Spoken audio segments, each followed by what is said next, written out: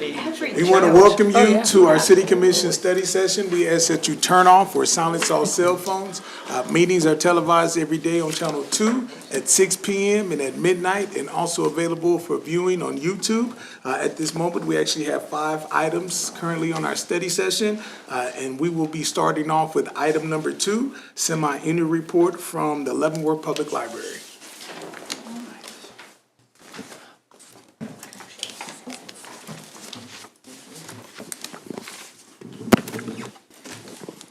Good evening, everybody. Thank you very much for having me here to visit you tonight. I shared a copy of a hopefully very colorful and interesting report that reflects a 2022 snapshot. Now, when I was here to receive the Mayor's proclamation for National Library Week, I distributed a report, a quarterly report, that gave everybody some stats. And I know numbers don't tell the whole story. But I did want to make sure that everyone had a clear picture of the way that library services are, it's very high demand in the community, how that demand is growing. And to give you an idea, based on a full year of 2022, the kind of things that we do, the number of books we buy, the number of people we serve, the who's checking out what. So there's a snapshot for 22, and it clearly indicates a significantly increased demand. And I don't want to, I guess, take any bets on it, but given the pace of increase we've experienced in the first quarter of this year, I'm hoping that by next year we will be back up to the pre-COVID levels. The number of people visiting, the number of items going out, it should approach that level again, which would be great. So all the things that are, all the other data that you'll see in this report from the succeeding pages are all from the first quarter of this year. But I did want to start out, I guess, by saying thank you very much for your continued support for the library. We're hoping that we serve the community the way that you expect. And I want to ensure any kind of questions that you have about what we're doing, how we're doing it, please let me know. We were working with, there was the Leavenworth Arts Organization came to us with a proposal back last year. They thought about putting a mural on the wall, the outside wall of the library. There were some structural issues with that wall. There were some of the panels that are detached and coming off. So we thought, well, what about inside? We have a mural in the corner of our children's room that's been there for quite a while, and we could use some freshening up. Again, part of our motivation for this were comments that we heard from the community about the interior of the library needs some sprucing up to look a little more attractive. So this is the mural. It was reviewed multiple times. The artist's name is Brooke Bristow, and she will paint that on a wall in the Youth Services Department. And we're also planning to use it as kind of a come see the artist at work program for kids over the summer. We have not yet coordinated an exact date for the work itself. It's going to be paid for by a grant we received from the Trust Company of Kansas. They give us $1,000 to $1,500 on an annual basis to support the arts, and this seemed like a perfect use for that. And I know in the city's comprehensive plan, there's talk about public art, murals, walls. You want to see that around the city on the outside. And I know that the library doesn't rest in that specific district you mentioned in the plan, and this will be inside to start. But again, I think it's in line with the city's theme that art is an important part of quality of life in Leavenworth, and we'd like to start with there. We have a rock garden that we're building outside. It's about ready to go. Unfortunately, we had a break-in, so we have a big plywood panel where a window used to be. And until that glass is repaired, I don't want to have a ribbon cutting for a garden when there's a big old piece of plywood sitting there. But we're pretty much ready to go on that. And if you've been to our library, you look out the atrium window, there's a big wall there. And that would be perfect for an exterior mural. So if this interior project works well, we could have had an additional mural in that location to, again, enhance the role of the city and, again, meet the city's desire for more public art, improve the appearance of the library. And I know it's really hot out there and could be really noisy when the air conditioning is running, but I looked at the temperature. There are months out of the year, even in November, more than half the days are 60 degrees and dry. So I doubt if we'll have a lot of people out there in July, unless they're pretty hardy people. But that space should be able to be used by people a lot of major parts of the year. And having that wall with a nice mural will, I think, only make it more attractive for that use. Quick question, what's the time frame on getting the window fixed? The contractors have been there, and I think, I know Hal kind of gave them a nudge. So they were there last week to make sure that they understood the width of the glass. We kept all of the framework that held the glass in place, so they measured that. I haven't heard exactly when the work will be done. I don't know how, given the supply chain issues for practically everything, I don't know how easy or hard it is to get a big sheet of tempered glass or how long it takes. But that is in the works. A few quick examples of the type of community support that we have received. There was a retired math teacher who passed away named John Mitchell, and apparently very highly respected. 30 donors contributed $1,500 to the library in his memory. The foundation wrapped up their fundraising campaign, and 78 donors gave $11,505. National Library Giving Day was in April, when 11 donors gave $920. And just individual donors through various times of the year for this first quarter for various services have donated $1,400. For the Kansas Room, summer reading, of course, is always an attractive program for people, so contributions have come in for that too. Just to give you an idea of personnel expenses or meeting projections, I know that's from all government personnel costs or represent the lion's share of the expenses of running the organization, because it's really a major part of our product. We not only have books on the shelf, we have trained, experienced, and quality people to provide services. Again, these numbers are for the first quarter, so you can see our total circulation compared to the first quarter of last year is up 46%. The numbers are very impressive. What I'd like to point out, though, if you look at the number of children's programs, they're down 45%, but attendance is up 65%. And I think that reflects the kind of imagination that our program people have, the way we've marketed these programs, and the way that we have intentionally designed programs that will attract more people instead of sponsoring a lot of programs or holding a lot of programs that don't attract audiences. So I thought that was very revealing that the quality of programs is we really upped our game, and it's having a great effect in the number of people that come into the library. The number of items that we have is on the next page, just to, again, give you an idea of what our collection looks like. We have spent more and more money on collections every year. Again, it represents one of the primary values to the community of what a library has to offer, is having stuff on the shelf, having a variety of materials in a variety of formats. So we add material all the time. Last year, we added 2,581 adult books, 2,300 youth books, and 883 DVDs. That's about 7% of our total collection is replaced on an annual basis. We also weed a lot of material that is out of date. Maybe the information in it is no longer accurate. People have stopped borrowing it. A lot of popular series just lose their popularity after a while, or other authors become prominent and become really popular, and we have space for them. We need to create space for those items. The community uses the library in a number of ways. Community use of our meeting rooms, and again, this is something that has not quite achieved the full level of participation we used to experience at the library, but just in the first quarter of this year, 48 different organizations outside the library have used the On Room and the East Room. We've reopened our boardroom to the public, and there's just a sample list of the organizations that use the library space. Social organizations, political organizations, church organizations, Boy Scouts, Buffalo Soldiers Motorcycle Club. We welcome every group that kind of doesn't have a place of their own to come in and use our rooms, shall we say.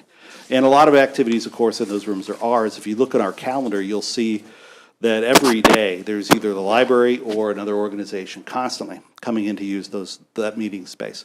So it's a hugely valuable resource for the community. And that's one thing through our planning process that we heard over and over is people like the idea of the library being a community hub.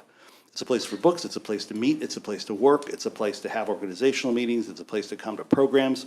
So it's not just a collection of books you walk in and pick one, select one, and leave. You probably heard of our Wiggle Workshop program. Yeah. We had so many people in there last week that we had people turning away. So, yes, that we moved a lot of stuff out. We bought this big cart that we put all our chairs on that would move out of the room. We haven't had to do that before, but we did. We rolled it out to create more and more space in the corner. But this is what happened the first time we did it. It succeeded so well, we started having a second session. So we might need to do that in order to accommodate all the people that want to bring their kids to that event.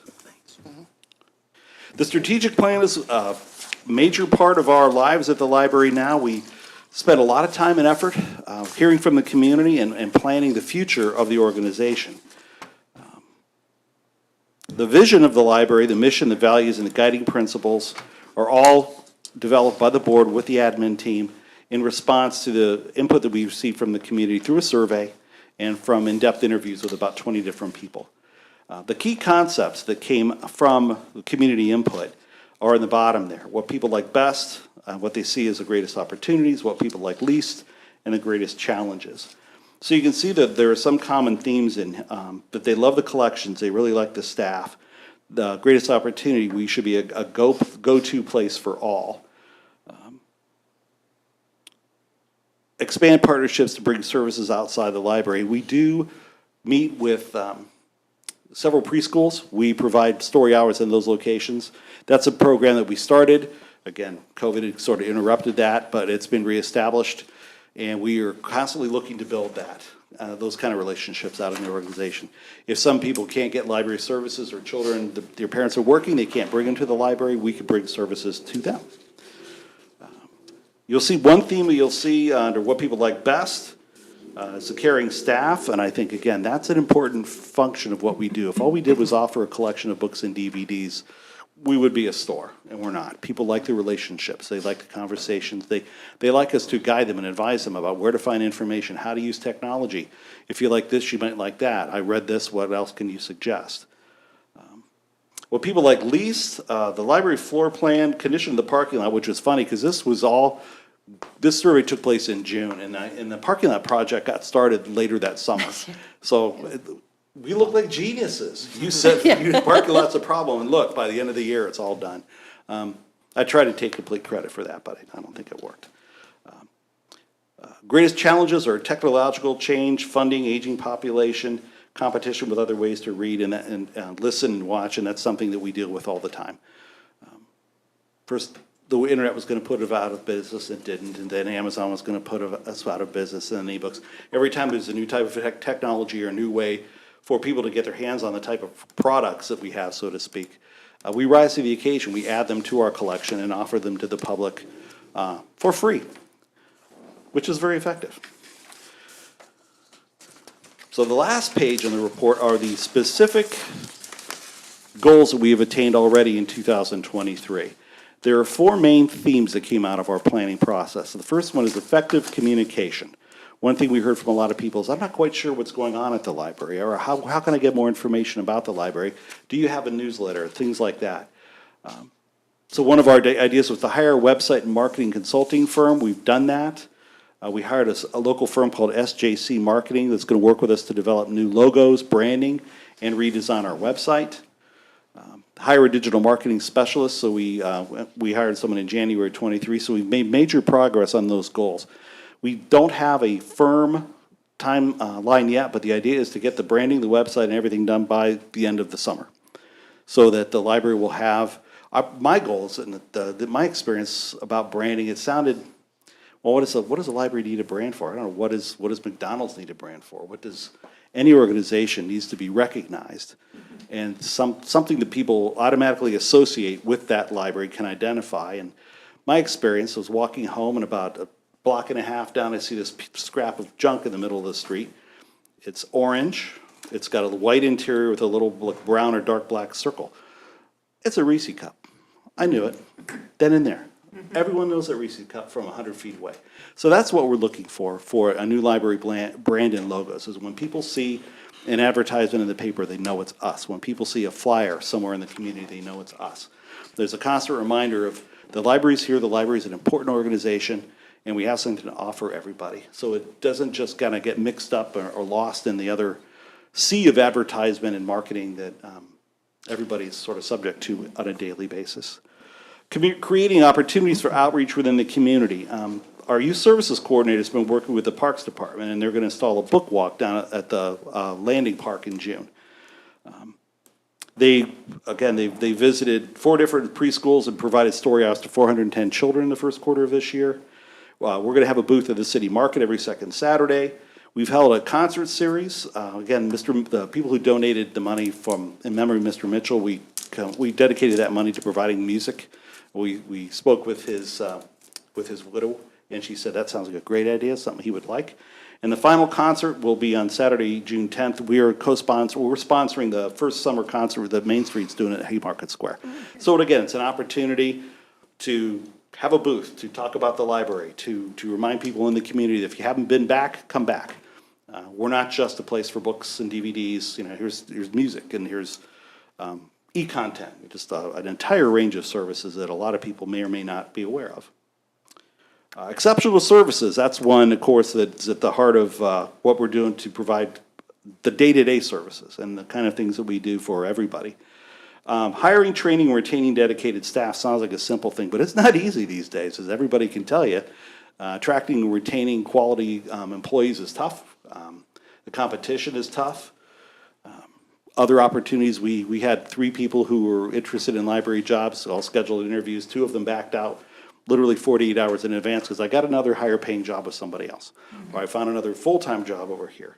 So we're really looking at making that an important part of providing good service, because when you train someone, you want them to stay. They're informed. They know what they're doing. They know what they're talking about. You don't want to constantly have to retrain people. So the develop and implement engaging services and programs, curate a balanced collection of physical and digital resources. Since I started in 2014, our collection budgets have increased 57%. And the whole library board of supports and the admin team helps put budgets together that emphasize putting things on the shelves and making things available for patrons.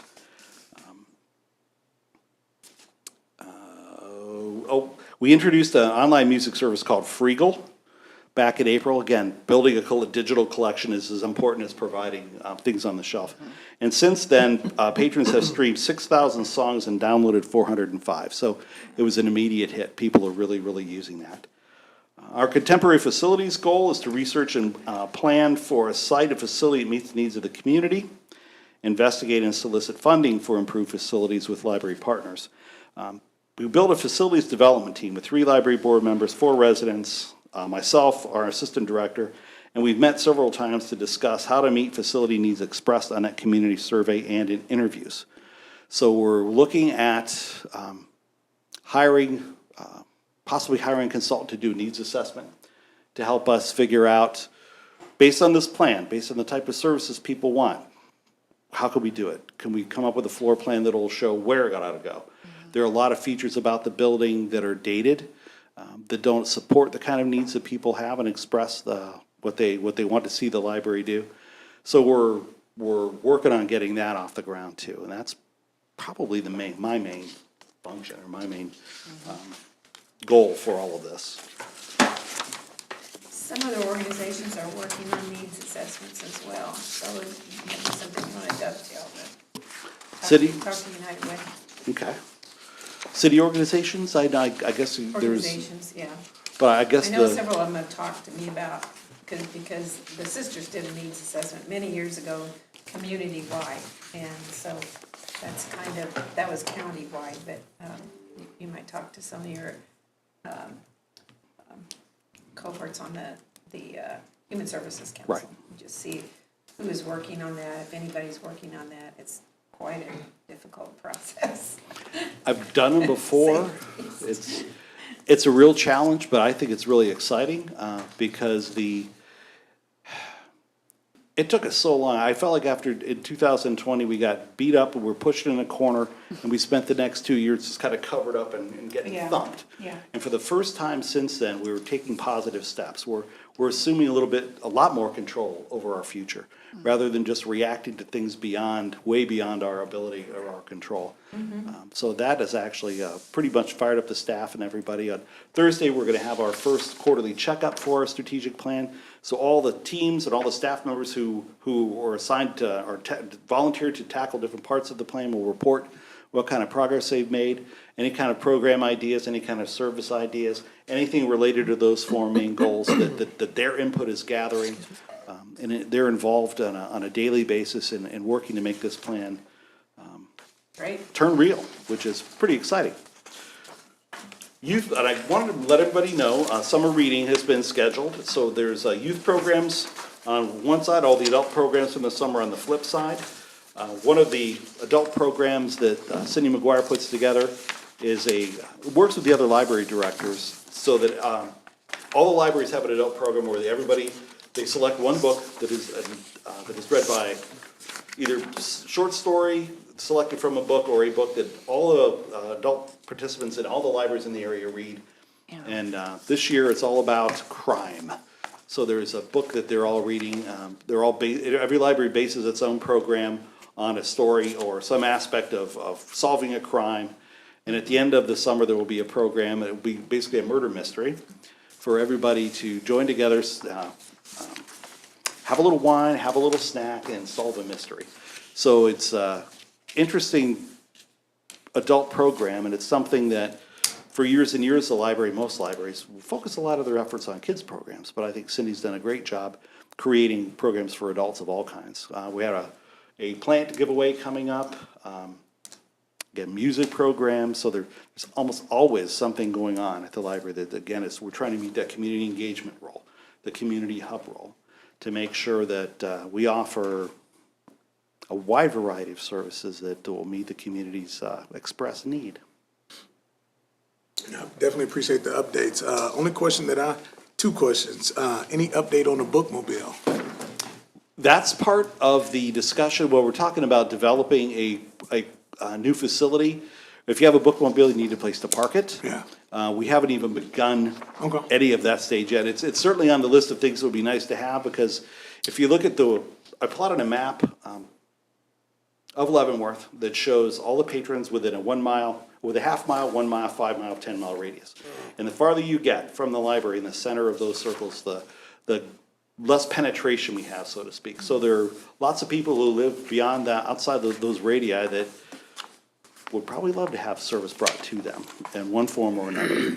So we've talked about that as a possibility. Some libraries will, have small branches out there, but a mobile library would be able to reach senior citizens, would be able to go to parks. So, but on a practical basis, you need to have a place to park it, and a place to pull into a building to load it, so you're not loading and unloading material in rain, snow, and whatever Mother Nature is throwing at you. But that's something that would be. It's definitely maybe, sort of a little buzz in the back of our minds, thinking if this is a way to serve the community down the road, how can we accommodate that? And then I've seen quite a few organizations have been using the library meeting room. That is completely free, correct? Correct. Okay. We used to have a fee for organizations that were nonprofit was free, everybody else got to pay. Yeah, okay. I recommended the board that we stop charging anything at all, and we did. Now, we don't allow sales. Correct. You can't use the room to sell products, but it doesn't matter to me if you're a for-profit or nonprofit. It's a public space, so Yeah. there's no fee for it. The restrictions we have are based on, we kind of have to ration out use. We can't become someone's regular, we want your room every Tuesday forever. Yeah. We simply can't do that, because it removes, I'm sure that if we did that for a year, there wouldn't be another slot open for anybody. So we do try to control that kind of access. You can have it, but you can only book it 90 days in advance. So if you want to continue to have that, you got to be on it and get in there and book a room. People can do it online. We approve that, and of course, we make sure that we have a contact info and they understand the way the rules work. But yeah, we try to keep all the rooms as open and free as possible. That's good. Appreciate it. Great update. Any other questions or comments? No. All right. Great job. Thanks all very much. Keep up the good work. Appreciate it. Moving on to item number 312 Delaware Street discussion. Mr. Mayor and Commission, I'm going to let our Assistant City Manager guide this conversation. I think we're all aware of this building, but we're going to walk you through kind of where we are and look for some direction on next steps. As Paul said, Mayor and Commission, the study session item will review options for next steps on 312 Delaware Street, previously known as the Youth Achievement Center. So there's a little bit of background, and I'll just hit some of the highlights. This actually goes back to 1999, when $30,000 in grant funds and a $70,000 loan was provided for the purchase and renovation of 310 and 312 Delaware Street. It used to be two separate buildings. Between 1999 and 2009, I have about 66 pages of legal agreements and city commission notes about loan extensions and interest rates. And that really resulted in the 2009 agreement that outlined if the Youth Achievement Center dissolved as an organization, or if the building discontinued its use as a Youth Achievement Center, then the $70,000 would be repaid during that sale. Both of those events occurred, the YAC dissolved, and the building discontinued its use as a youth center, and the property was conveyed to the land bank during the City Commission's March 2023 meeting, obviously as the meeting at the Leavenworth Land Bank. So I have just a couple slides just to orient you to the current state of the building, and then we can talk about the engineering report. It's a little hard to see, but if you look at the slide on your left, that's really if you walk in the front door from Delaware Street into the Youth Achievement Center, you come into this large open area. It used to be a bar. That's the reason there's a bar there. It's obviously been repurposed. The second photo is if you turn directly around and look in the front door that you just came in, that's the front door off of Delaware Street. And you can see that the white beams are on the sides of both of those. That's what separates the two areas of the building, so this is one of the primary areas, and those white beams will become important in a minute. This is the recreation area that's behind those white beams. You'll notice that there's some caution tape warning you not to go over there. And this is why, because what's also in that section behind the white beams is where the floor has entirely collapsed. You can see the items that were on the floor at the time, chairs and furniture was captured in that collapse. Wow. So that's really kind of in 3 slides, sort of the current state of the building.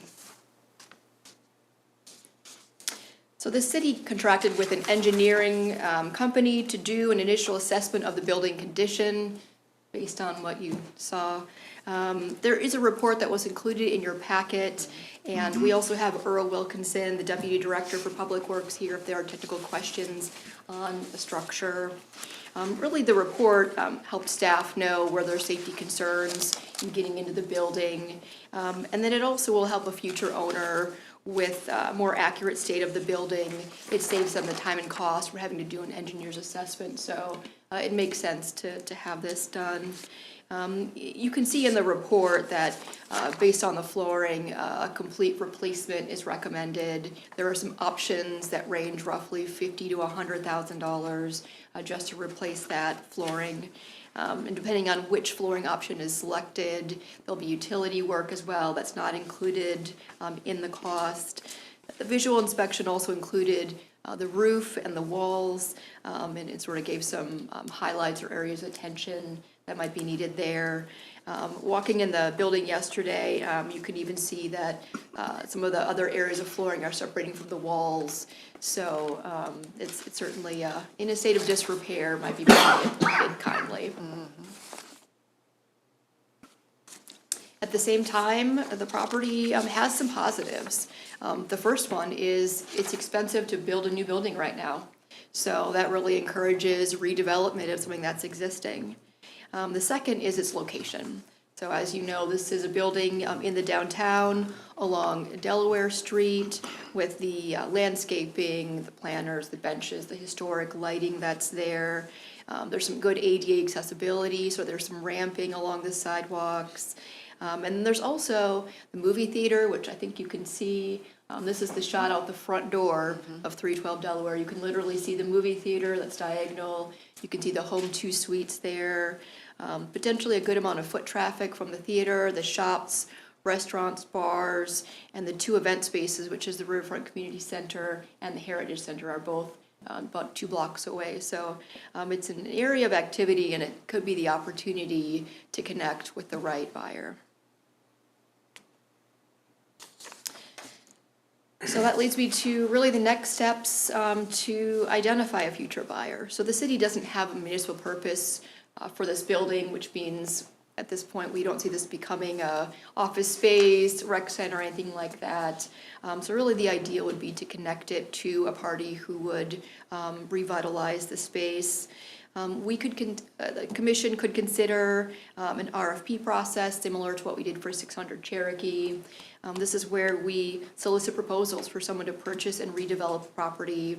The RFP for 600 Cherokee was included in your packet, if that's a helpful reference.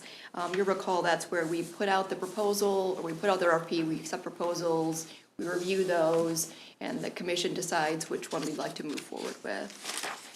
The alternative to that is really to make this a simple real estate transaction, work with an agent, and the highest bidder is who would end up to be the buyer of the property. There's really pros and cons for both options. The simple pro of a real estate option might be it could be done more quickly, and that in theory could allow the property to start having work on it sooner. Although I'm not sure, but there's a great sense of urgency besides the general building deterioration that could continue with this. Excuse me. However, an RFP does allow the commission to review with a potential buyer, get community feedback, and the chance to select which option might fit best into the downtown.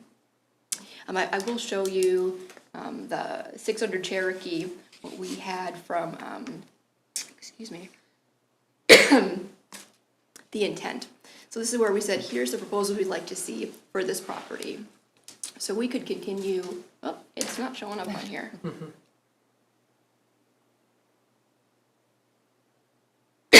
me see if I do. Excuse me.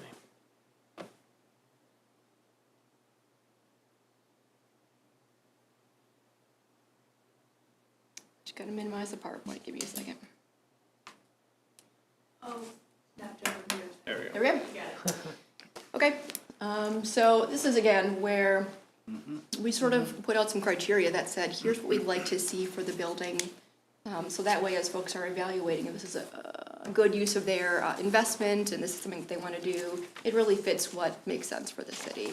So again, that's included in your packet. And with that, if I can get through my sentence, I apologize.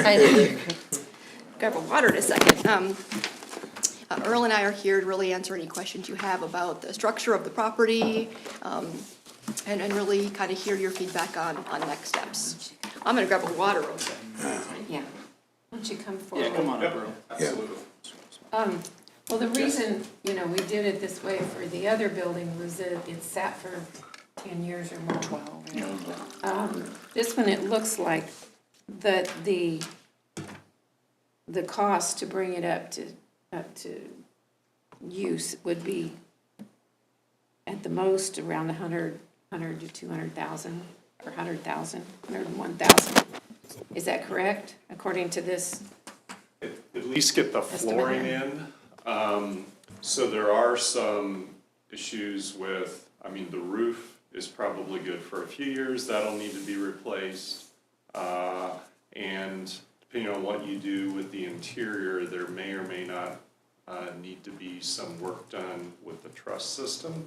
Right. But the original system, it would be something where you'd go in and sister or basically, double up on the truss system. So I think it's very doable. Really the floor, the two things that happened with the floor is, one, we can find no record that anyone actually did any plans for putting the concrete on it. However, it could have actually held, but the concrete sealed off the ability for the humidity to get out of the basement, and they did not address any dehumidifiers in the basement, so you had a very wet environment, which also invites termites into the wood structure. So it really was a perfect storm for the floor system to fail. So I don't really believe that putting in a new floor system would be that difficult. And you saw in the price, to me, that would be the most effective way to do it. I do believe there are other things that would need to be repaired, but This is the big ones, to yeah, get it back to that's the big use. one. And a lot of it depends on what you want to make out of the building, obviously. Yeah, Commissioner So Bowder, if you- I just want to be helpful, and it would be at least the 50 or 100 to replace the floor. You're also potentially looking at a roof that might need some work, the walls, and those Sure. are just based on the engineering report. So Utilities. that would be kind of Yeah, to start, utility and then you'd relocations. find some other items. I would definitely be very much in favor of doing the RFP process like we did with Wolcott, 600 Cherokee, just because it's gonna require everybody to put a little bit more legwork into putting together a proposal, and they're gonna have to have their ducks in a row more, and it's gonna have a little bit more teeth. I get it, that's a little bit longer process, and RFPs are a pain. I mean, who likes them, right? But knowing what we could get out of there, you guys mentioned that there's multiple parties interested already. You know, if it would, and that's, the adjacent corner over there is, or where we're looking at maybe doing that gazebo. Right. So that could really start to develop a lot more over there too.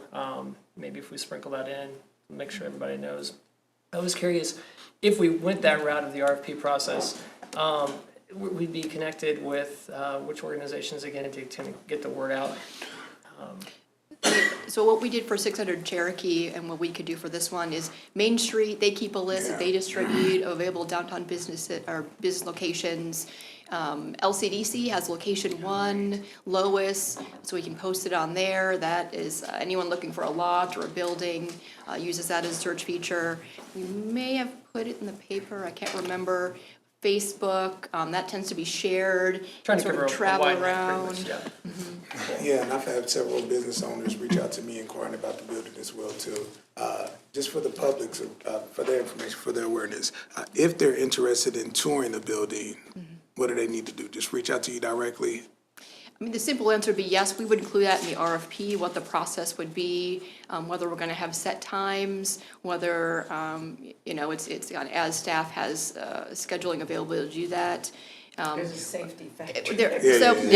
With this building, right, anyone touring that's not city staff is probably gonna have to sign a waiver, and we're gonna have to be aware, like, you know, you may Can't not play be able drums. to, you know, you may not be able to go explore all the portions of the site just for safety. I mean, you see areas that are, kind of cordoned off, so. But yes, we would want people to be in there. We would encourage, if you have an engineer, architect, we would facilitate all that viewing. We want folks to make an informed decision. Yeah, and the city don't have to put up any cost because this is a building that we currently already own. I mean, it's currently in the Leavenworth land bank, yes. Yep. Yeah, I'm in favor. The RFP seems like, I'm sorry, No, you're good. I'm in favor of the RFP as well, so. the RFP, I think, also gives us a much greater amount of control as to what actually goes into that space. You know, as opposed to, you know, real estate agent sells it and then, okay, we've got, you know, certain permitting and construction permits and all that kind of thing. And we'll have an idea of what's gonna be there. But with the RFP, we'll know before anybody lays a hand on it, you know, what it's gonna be. It would come back to the commission for consideration.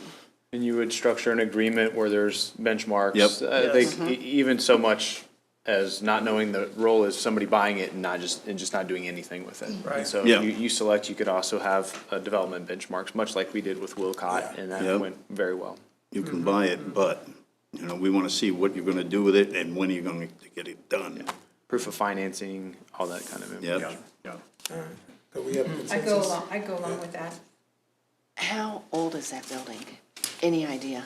In the engineer report, they estimated it Over around 100. 100 years old. Was it? Okay. Yeah. So that's probably it's not new. Right. Oh, yeah, I Would it know. qualify It's for been around for a while. historic tax? Good question. It's not in the historic district. So it's actually outside of the downtown historic district. So I'm not sure on that. We do have an active RFP for a review of the downtown historic district boundaries. That was a commission goal and that's out now, so Okay. there's a possibility, but not, currently it's not. I had no idea it was that old. I didn't either. I remember when it was a diner when I was a kid, but I just don't know what it remember- was before then. I just remember the teen club when it was a Haas, that's it. I've gone through that building before, you know, but I'd never thought, you know, and I, even then, I thought it was in pretty bad shape, and that's at least 10 years ago. But 100, when I read that, so 100 years, you're kidding. I thought it was like maybe the 50s. So we're in Yeah, favor? you can tell by looking underneath. You Yeah, can tell how- that's where you but can there- tell. Basement. But, all the old brick and stuff, but I was curious about that. Yeah, Lions Club, keep reminding me that, you know, they worked on it for about 5 years, on Saturdays, Wow. fixing it all up and making, making the bathrooms. But nobody, I remember being in that basement a long time ago, but I don't remember it being, Short ceilings, Kind of I've been down Is it there. Yeah. Dirt Yeah. floor. Yeah, Oh, it's it's pretty pretty pretty bad. they dug out a lot of stuff under there because it had been used for coal, so you know it had to be that old anyway. Oh, So then the only other thing remaining is how long to put it out. I think we want to err on the side of longer. Yeah, You know, We're not I'd probably say doing 60 days. Yeah. So we can do an initial push and then maybe 30 days out, do another push. Just because it is a lot of work to put together an Yeah, I was RFP. thinking 90, so yeah, Contact your no, bank, okay. contact your bank, get a roofer in there if you want to, and a contractor and stuff like that, so. Yeah. That's all right with the commission. Sounds good. And this is just 310 or 310 and 312? So the property records say 312. 310 and 312. Apparently it used to be 2 buildings, but it's sort of become 312. So the mailbox says 312. Yeah, you can half of it got sold. like from here and then from there Yeah. two different addresses. Two different things. oh, what? Yeah, but it Where doesn't, this- it where does this not store include is, the that's admin something building. else? Yeah, that's a whole different Yep, building. that's actually That's 314 314. Delaware. Oh, And it's okay. privately owned. Oh, okay.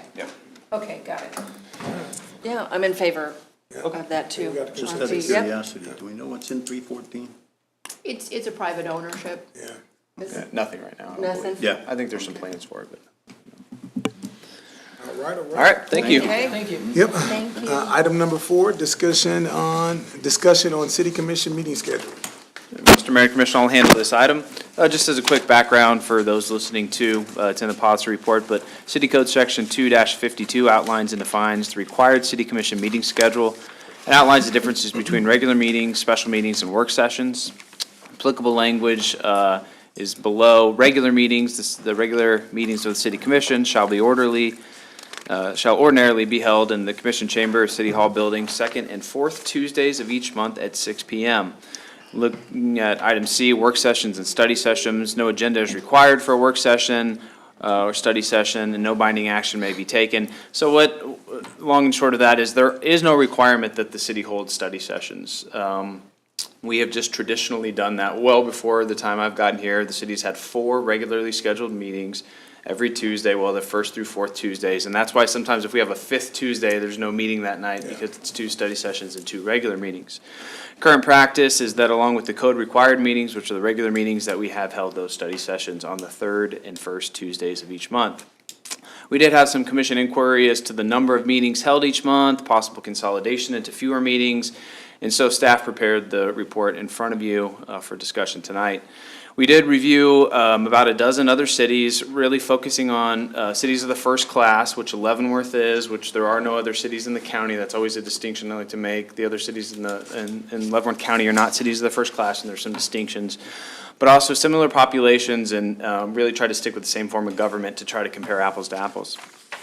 I did not review meeting schedules of school districts or counties, as those are really different types of organizations with different types of businesses. Of the approximately 11 cities reviewed, we were the only entity that had 4 regular scheduled meetings a month. And then after that, the theme that emerged was that everybody does it differently.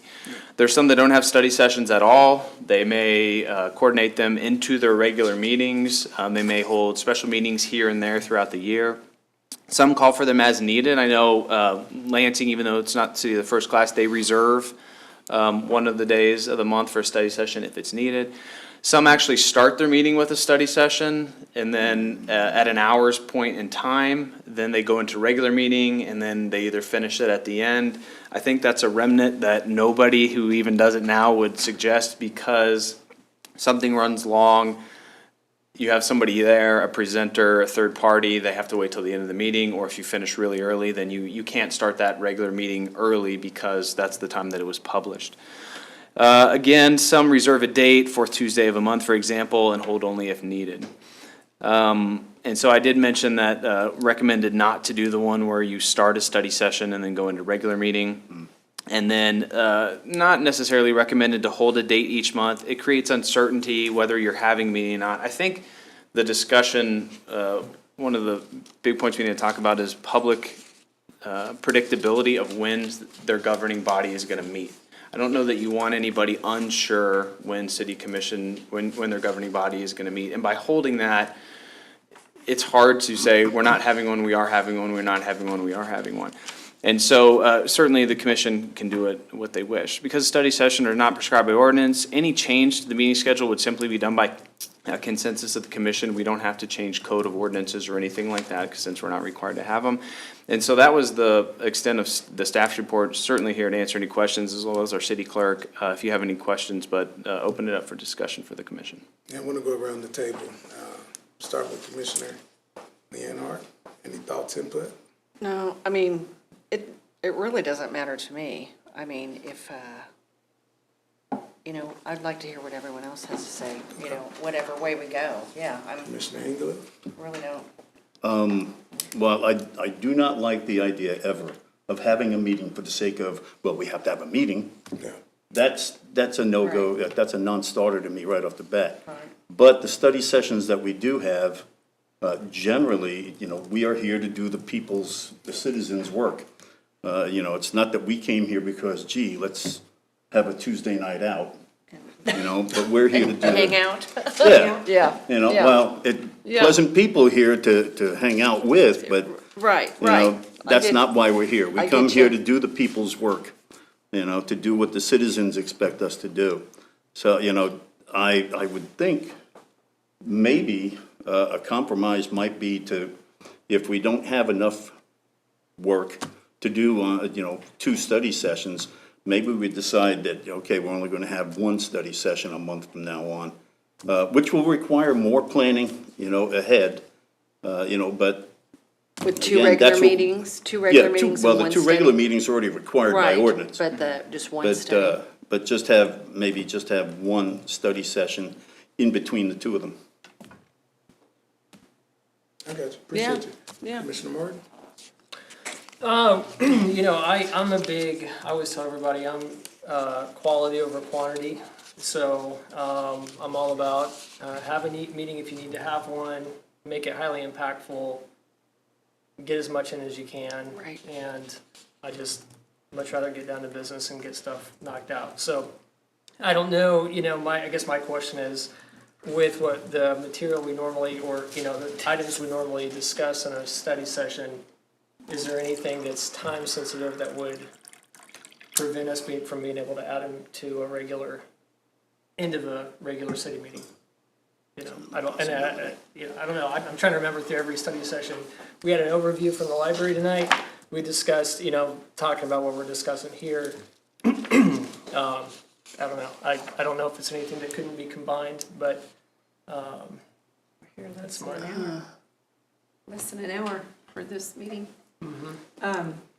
I think people are, you know, what people tell me is, can I come to the study session and talk? Is that a regular meeting? When is the regular meeting? When is it? And they get confused by that. I When they know- can talk, I know yeah. people have told me that. I'm okay either way. I'm okay with your suggestion too, but I just, I think our study sessions have been short. It's not like, I can remember commission meetings where just the commission meeting would go to 10 o'clock at night. And I don't ever want to see that again. Oh, wow. That was just crazy, Remember that but, too, yes. you know, we've got, you know, our staff keeps us on track, you know, and our meetings go very efficiently, I think. So, I would be okay with having a study session after our regular meeting and bringing it down to 2 times. Or I'm okay with whatever you all want to do, so. And maybe even try that for a bit. Let's see what it's like over the summer and fall or something like that, and, you know, if it works and everything. But I can't speak for every city, but I appreciate all how you keep everybody on track, you know. Love speed. Yeah, we've looked at how to accommodate the items we have, and you'd have to you'd have a little bit longer meeting here and there. If we did do one, I'd probably need a little bit of grace from the commission to every once in a while on a regular meeting, have a study session type item on there. I don't, that gets a little bit, just because of the timeliness of it. We could make Yeah. whatever work, whatever the commission wanted to do. Yeah, and so just out of the 5 years that I've been here, I've been used to having the meetings each week, and whenever we didn't have enough items to put on the agenda, that meeting would get canceled. And I think that's what sparked this discussion, because our last meeting was canceled due to the fact we didn't have a lot of items to add to the agenda. I'm big on consistency when it comes to, informing the public, the meetings. It's an opportunity for individuals who are interested in finding out information, what's going on with the city. They can expect to attend a study session or a city commission meeting. And so I'm just speaking from the perspective of being used to this process. But if we could consolidate the items and go to one study session a month and keep the 2 regular meetings, I'm more in favor of that instead of just doing the 2 regular meetings and combining the items on the agenda the same night as the regular meetings. Because what I don't want to happen is if, we get to rushing on certain items just because we want to get out of here. No one likes long meetings at all. And I think we could overlook some important items just to get through because we know we got to move on to the next thing. And, when we cancel a meeting, or we don't have one, Yeah. because we don't have enough, the public, and I have got people question that, it's Yeah. like, well, why aren't you having a meeting? Correct. Or a study session, isn't there something that you need to talk about, so I think I'm right there with you, to have the 2 meetings, and you're thinking about the study session in between. Yeah, because Try. I That would noticed, be good, but I as said long at as least it's try not the first one. Tuesday. yeah. As long as we're not having a meeting, like it would be a regular meeting and a And then study study, session. and then a meeting. Regular meeting, and then have the first week off of the month, if that would work, 'cause Because then it would be more, we wouldn't ever cancel anything, because we'd always Correct, have something. correct. We will See what I always mean? have So it something, would be, And it's consistency, you know what I mean? yep. Well, another thing you might do, and this says staff go back to work and do it again. When's the last time, we just recently canceled or didn't have a study session. How often does that happen in a year? So I'll give you a little background on that. It depends on the commission. So 5 or 6 years ago, that's the direction that the commission wanted to go. Let's try to have through agenda management, do that. But then sometimes if you get a new commission or new commissioners or different personalities, then it becomes sort of hard for me to cancel meetings because they don't, so if something is set, that saves me, or the manager, who's ever sitting in the seat, from canceling it, and maybe some people like that, some people don't. And so that's kind of how it happened. We were going that direction, then it was like, well, we need to have something every week. There was an expectation of that, so that's why we got back on the 4 meetings a month, and so now we it meet kind of at- depends on the commission. we meet at 6 o'clock, which, Yeah. when we used to meet at 7, it put us Yeah. into Now a you're lot into later. Later, so Especially in the 6 winter, is in nice. summer, it's not. Yeah, I'm just not in favor of consolidating the regular meeting with study sessions. I think that's overboard and there's no consistency. And that would apply to, I'm asking you this, that would apply to have our regular meeting and Yeah, then have a study session? Yeah, I don't think that's effective at all. Well, I don't necessarily agree, but I was just thinking, when we were going through our goal setting a few weeks ago, we were talking about even, just agenda consolidation, how many times do we want different groups coming in, presenting? Yeah. Move away from the quarterlies, maybe do a biannual or annual, so I don't know, I guess that goes back to my question of what is, I'm the type of guy, if I'm in a meeting during the day in my day job, and there's folks not talking or something is not of value, it's like, why are we doing this? What's the point? Right. Yeah. You value your time. Yeah, sake of Yeah, having a meeting and not yeah. doing anything, you're all there. Gonna be Yeah, and productive. so I'm not saying nothing is not important, or anything is not important, but, I'm just, I'm not into just rushing anything either. I don't mind being here till 10 o'clock on a night that we have a meeting. Of course, who wants to be, but, I don't know that we couldn't consolidate though, is what I'm saying. I don't know if, I'm in favor of the one study session. Like, if we want to make any changes, I would say that'd be a step moving forward. We'll have enough time, like, no meetings will get canceled that way.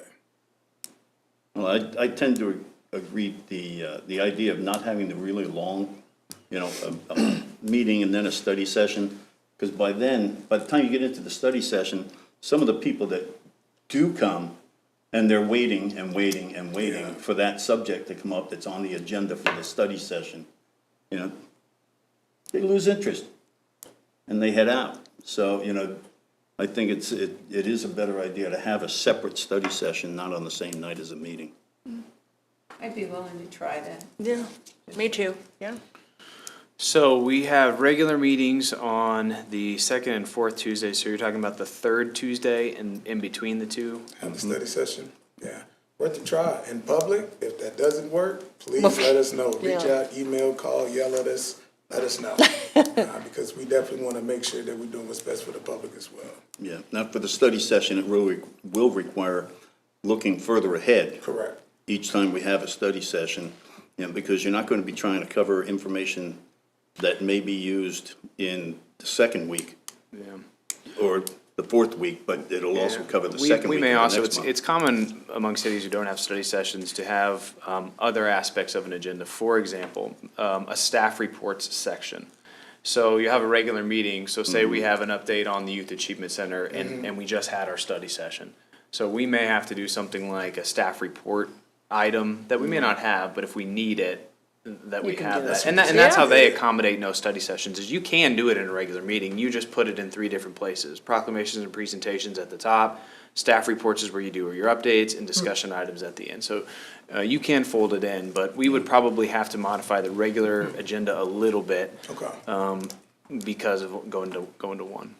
So, Mayor Wilson, would you be game for, maybe we try that for a while, and then, can we do it for the summer? And see, maybe if we layer in, see how those are going, and then maybe look at a consolidation opportunity for the Well, fall? I think the study session is important. I think that should be separate, like, no matter what. That's just my thoughts on that. Gives us an opportunity to really dive deep into what we've studied, come up with the consensus, just hear feedback from the different commissioners, because we can't make any decisions, can't make any formal decisions. But I just want to have that time separated, just so we can just do some brainstorming. I think that's really important, outside of our regular meetings. Well, since we don't have to change ordinances and all that, I think we should try it for the Try, summer and yeah, see try how it. it Yeah, goes. try it to say We September. might decide this isn't working at all. Oh, yeah, no, I'm game to try that. I'm just, if we can, since we do, like you said, don't have to decide in like any ordinance, I just want everybody to keep, if we can, keep an open mind on let's continue to Yeah. improve and, whatever we can do to keep running efficiently is my big thing. I think Yeah. maybe we do this through September. And then, another aspect of it is, okay, what kind of a burden how much of We've got the things burden already has been scheduled now, increased? don't we, though? Yeah, We couldn't can you- start So it this right away. month, it would have to be next month if we did start it, so we got the agenda. Well, so our next study Yeah. session would be the third Tuesday, so then all we'd have to do is look at Correct. basically the first study session in June. But that's, usually that far out, it's pretty easy to Yeah. move stuff. Okay. But another aspect we want to consider after this trial period is, okay, how much of an additional burden is it putting on members of staff, who have to look, okay, that far ahead now? Yeah. I mean, Or it may they're not. overly burdened now having a couple extra meetings a month, and if we went to 2, then we'd take the burden off of them. I like There the you study go. But I don't wanna speak for the There you staff. go. We're good with whatever the meeting schedule is, we're good with The that. staff's all going, yes. No, Vote from the staff. no, this is, we're good with whatever the schedule is. Okay. But just let us know, Paul, and, but like I said to the public overall, man, just let us know. Like I said, if it's flowing smoothly, able to keep up with it, feedback is important, because at the end of the day, consistency is key. All right. Okay. Number 5th item, traffic calming study report discussion. Another item. You broke that arrow mark. Mr. Mayor and Commission, as part of the ARPA discussion, we talked about exploring traffic calming solutions, traffic calming pilot program to look, and specifically, we focused in on the area north of Leavenworth High School. A number of reasons. We didn't just pick it at random. Mainly, it's its location. I think it's important that, of course, there's neighborhoods throughout the city that experience some perceived speeding issues. This is a little different in that you have hundreds of teenage drivers leaving every day. Exiting 10th is one issue. It's not too much of an issue going south, but going north, there's some pretty free-range north-south streets that provide an opportunity for some higher speed traffic. That was the nicest way as I could put it. Free range was a good description. And so what we did, based on the commission discretion to set aside some ARPA funds, is we hired BG consultants to look at the area, to study it. They studied traffic counts, different times, they studied speed patterns, they looked at the road profile, the road condition. And then they opened their toolbox. They have, we looked at all sorts of stuff, everything from jogging the roadway over, roundabouts, all sorts of different options of what it would be. We also did that in the context of budget. Everything gets expensive. And so what you have before you was what they put out, and that's the map up on the wall. And what you'll see, what I really want to focus on are the orange bars. Those are speed tables. So these are not as abrupt and short as speed humps. They're flattened out. They're pretty, if you've seen the news recently, Overland Park is putting together a residential speed calming table and matrix. And one of the tools that they've found very successful in their program is speed tables.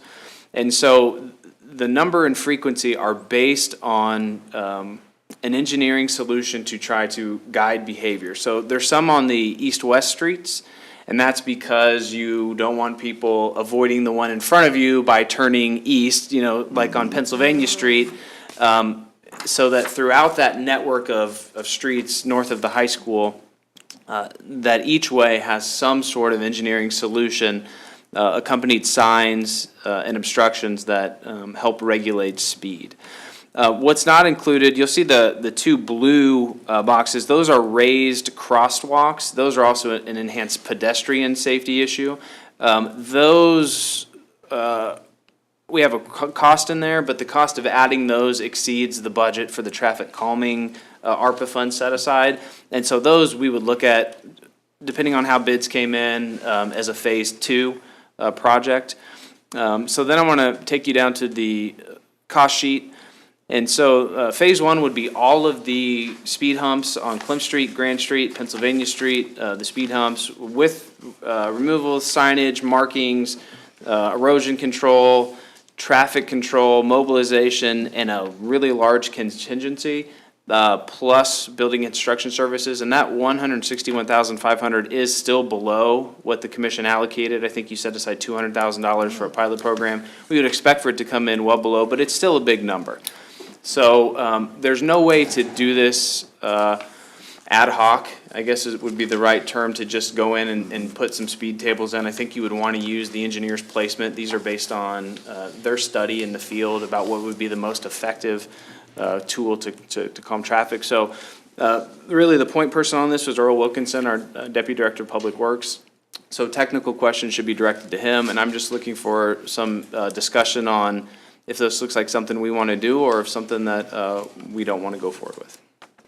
So when you say it's speed humps, now are we looking at the ones that's over there on Clinton Street, that style? No, so these would be permanent. So these would not be, so the ones that are there now destroy the roadway. They're bored into the ground. They have a lifespan. Snow plows hit them, wear and tear on them. So these are cutting the section out, and these would be concrete installed permanent speed humps. They're a little bit, they're shorter, but they have more depth. Is And that there's right? signage, and they're a Okay. little more visible than the temporary one. The temporary ones are not cheap, but these would be permanent concrete Okay. structures. That's the only question. Okay. The pedestrian crosswalks, is that, I mean, that's, wouldn't be part of the calming part though, right? I mean, It's a safety issue, I think, is it also we serves have a lot as. of pedestrians that, around this area then, that Because we don't have a lot of sidewalks in the area. So what that does is it's more of the visual calming because, you know, part of what we would do is put proper signage out there and that work. And actually, if we wanted to later do these, Yeah. it could be something we put in for a grant. I think we ought to see what the other stuff first, the other. We can do it as like an ad alternate to the bid. Yeah, Yeah. yeah, that just too. later on, maybe. Oh, any other questions? No, I like the detail of this and the idea of changing behaviors, any type of speed mitigation, that, hey, if it works, we know it's gonna be okay for the roads. I'm not gonna tear them up long-term, and if it does the job, then we know we might have a new solution around town, potentially, so. But this, for around the high school, it's just always been an issue, always. Oh, Great yes. test bed. We get complaints That about other location. places around town, but this has always Yeah. been an issue. Yep. Yeah, it has. You hear from people all the time on it. So we have a consensus, if there's no other questions? Yeah, so the bid would still come back. All this consensus would be allow us Yeah. to put it out to bid, and then Okay. the bid would come back to the commission for approval at some point in the future. Okay with that? Yeah, that's Appreciate great. it. Thank you. Yep, Great thank you. report. Thank you. Well, that concludes our study session. 1 hour and 5 minutes. We did, I'll check what happened to Sister Diane. I believe Yeah. she was confirmed, so, I'm not sure what happened, so I'll check on that. Yeah. So just want to go around the table as we close out this meeting. Any updates? Start with you, Paul. Nothing at this time, no, thank you. All right, Commissioner Leonhardt. Yes, I did. I got to participate in Xavier School has a pen pal program, and it goes through the school year. And we actually met the other week. So I told her I would show it. Mine was Ruthie. She's a 4th grader, and she painted this picture for me. So, hey, Ruthie, I told her to watch. And, no, it was a really nice program. It gets kids just to actually write letters, the old-fashioned way instead of doing things on computers, so. You mean we had like it. They write, yeah. So, hey, Ruthie, it was fun and great meeting you, so that's all I have. Okay, thank you. I Commissioner England. I thought this meeting was very, very, a great meeting. I mean, we talked about a lot of important stuff. We heard a lot of good information, from, Matt Nojinen, No, yes. Noyinen, No, you know. No, I was just really happy with the results of this meeting. Well, I'm glad you're happy. I think That's the one we're for all the month. happy, We're aren't we? good now. And if, folks, if you weren't happy with the results of this meeting, send me an email, let me know. Send it to Ed, no. I appreciate you, Commissioner Morton. No, just to wish everybody a good rest of the week. Commissioner Morton. Just a reminder that the LV ride launch is gonna be Thursday at 5:30 at the Guidance Center. Guidance Center. And Is that it's out doing back? well, doing well, out back, Out back there, okay. where they're parked. Okay. I'm assuming so, Melissa's involved in it, so, yeah, I'm assuming so. Unless of weather, which case it could be moved inside. Oh, okay, got it. Okay, May 13th, we're still good, on the splash pad. at 11 a.m. to 1 p.m. We'll have hot dogs and chips and cookies and unveil the splash park, so. That's should be exciting. a nice Saturday. It's nice weather, And so just so no one's alarmed, the decision is not gonna be, made by the commission, but definitely wanna have a study session and look into, seeing what the pros and cons is moving forward on changing the form of government. Very interested in learning the history of why we currently have our council management form of government, and also want to look into what it would look like after having a strong mayor-elect form of government and a weak mayor, strong elect form of government. And so just really want to see the pros and cons, education purpose for the public. The commission will not be making this change. Just really want to provide education to the commissioners as well as to the public. The decision will have to come up to the public if they decide to move forward with making that change. For a vote, yeah. That's it. Yep. Yep. God bless. That concludes our meeting. Okay. Thank you.